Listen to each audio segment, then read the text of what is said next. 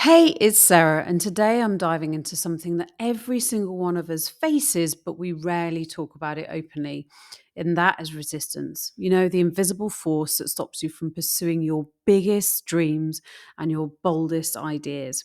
Whether you're a coach, a consultative, or creative, or someone with a bold, big vision, you're going to want to stay with me for this. We're blending the concepts from two incredible books today. Stephen Pressfield's The War of Art and Tara's Mohr's Playing It Big. One's all about battling the resistance that holds you back, and the other is about stepping into your highest potential with courage and intention. Together, they are pure magic, and I promise you, this will leave you feeling fired up and ready to take your next big step. So, let's get into it. Let's talk about resistance. Stephen Pressfield describes it as that internal, invisible force that shows up the minute you decide to create something meaningful. It's the voice in your head saying, "Who do you think you are?" It's the urge to scroll Instagram instead of writing that blog. It's the feeling of maybe tomorrow when you've got all of the tools you need to get started today. Resistance isn't just a flaw in you, it's universal. It's every single one of us that faces it, the creative, the coach, and the dreamer. It's the writer who struggles to sit down at the desk. I know that one well. It's the coach who hesitated to hit publish on their offer. And it's the bigger the dream, the bigger the resistance. But here's the thing: resistance isn't the enemy, it's a compass. The more resistance you feel to something, the more meaningful it probably is to you. Let's expose resistance for what it is. It's a little liar. It has a few classic tricks up its sleeve: procrastination, perfectionism, and fear of failure. Let me know if any one of those sound familiar. I'll start tomorrow. I need it to get this certification first. That's me. What if I fail? And what if people find out?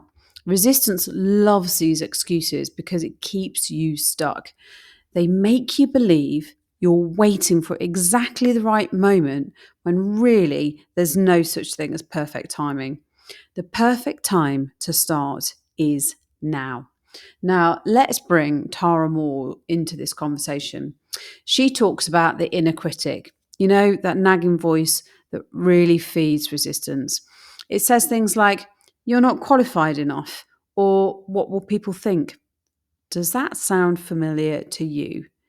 The inner critic isn't your enemy, it's just your brain trying to keep you safe. But we all know that safety doesn't lead to growth. Tara reminds us that the inner critic shouldn't be silenced. We just need to recognize it, name it, and choose to move forwards anyway. Resistance has been the constant companion in my life. It shows up in sneaky, familiar ways. Like 8 years ago, I started my first coaching business out of necessity. We'd just been blindsided by a builder who stole a significant amount of money during our home renovation, and I needed to make some cash fast. So, no time for overthinking, no second guessing. I just did it. And guess what? It worked. I built a successful coaching business whilst I was on maternity leave, navigating all this chaos. But then life happened. And after maternity leave, instead of doubling down on my business I'd already built, I went back to my corporate job. Something inside me whispered that I was meant for more, something bigger and bolder. So, of course, I started to seek clarity. I took another course, and then I took another course. First, I took the Oxford University Exec Leadership course, and then I took my ICF coaching qualification, and then I completed my mindfulness based stress reduction, the MSBR course, and then I took another course, and then I took another course. Oh my goodness, does that sound familiar to you? This pattern was my resistance in disguise.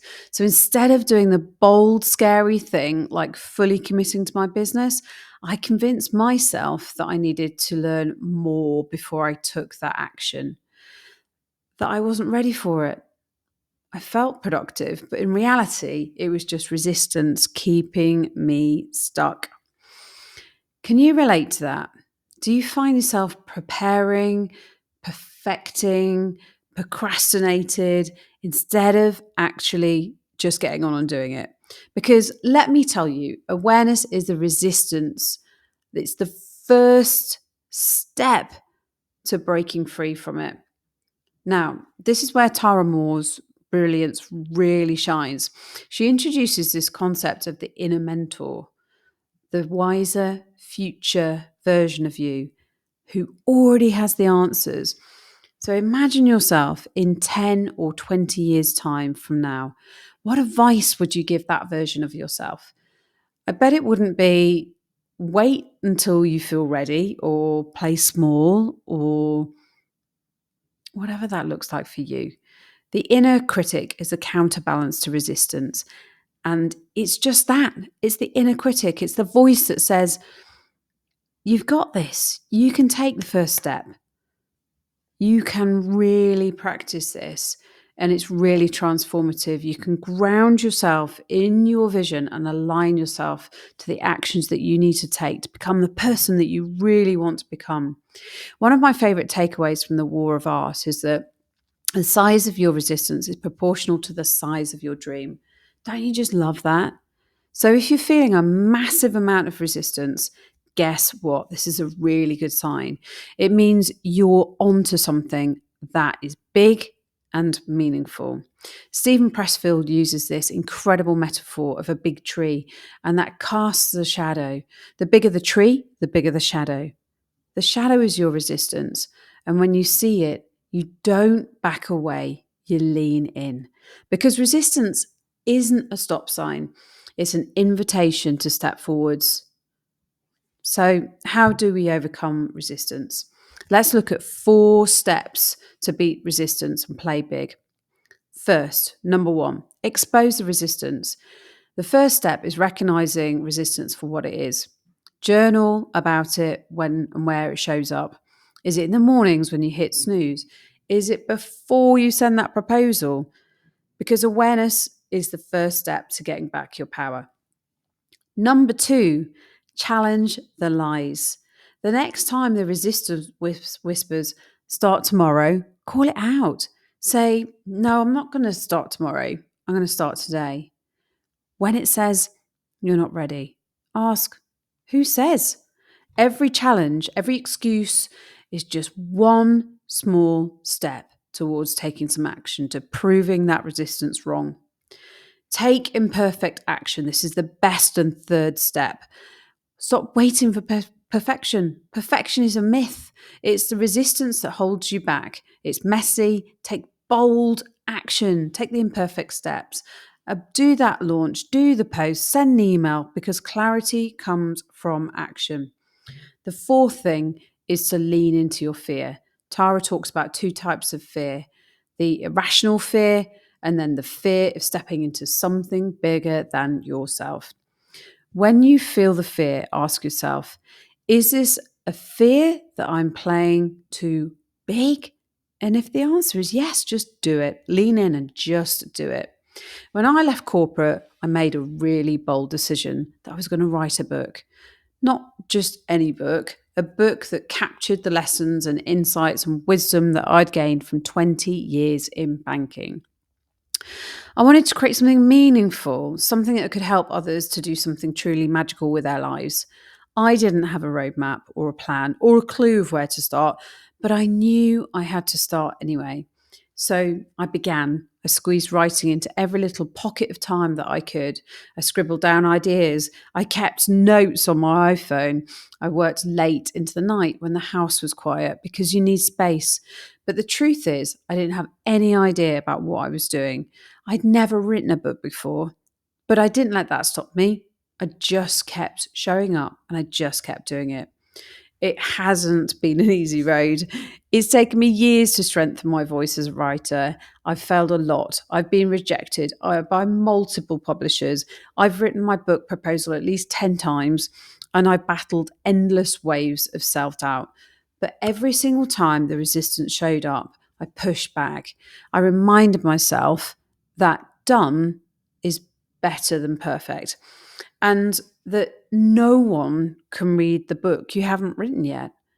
But here's the exciting part: I'm now publishing a book in 2026. It's been a long journey filled with messy, imperfect action, but that's exactly what made it possible. The breakthroughs came because I was willing to take the leap before I felt 100% ready. Because let's be honest, if we wait until we feel ready, we'll be waiting forever. So if you've got a big dream in your heart, but you're holding back because you think you need to have it all figured out first, then hear this. You don't.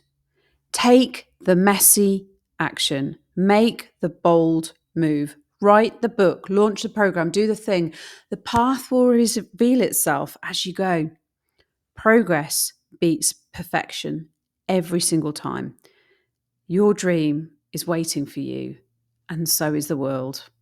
And so here it is, the final seventh piece. Trust the process. Both Stephen Pressfield and Tara remind us that success isn't about grand gestures. It's about showing up daily. It's about sitting down to write even when you don't feel inspired.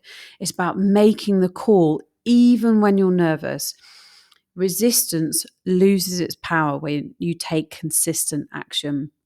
Resistance is part of the journey, not the roadblock. The fact that you're here watching this video tells me that you've got something big that you were meant to create. So, what's your next step? Is it writing the post, launching the offer, taking a leap, whatever it is? Please don't wait for permission or perfection or readiness, because you've got already what it takes. Lean into the resistance, connect with your inner mentor, and just start. And if this resonated with you, drop me a comment in the link below about what resistance has shown up in your life and how you're moving through it. And let's cheer each other on, because we're hearing this together. And don't forget to hit the like and share button, subscribe to someone who needs to hear this today. And thank you so much for watching. Now, go out there and play big. I believe in you.